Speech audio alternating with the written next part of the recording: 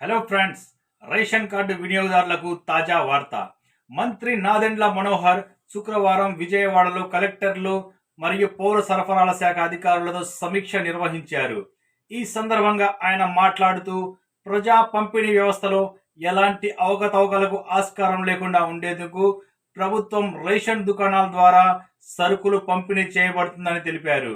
కూటమి ప్రభుత్వం నిర్ణయం మేరకు జూన్ 1 నుంచి డీలర్లు రేషన్ దుకాణాల ద్వారా నిత్యావసరాల పంపిణీకి సిద్ధం కావాలని ఆదేశించారు.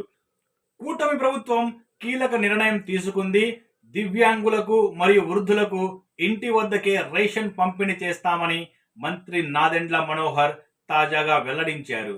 ప్రతి నెల 1వ తేదీ నుంచి 15వ తేదీ వరకు ఆదివారాల్లో సైతం సరుకుల పంపిణీ పూర్తి చేయాలన్నారు.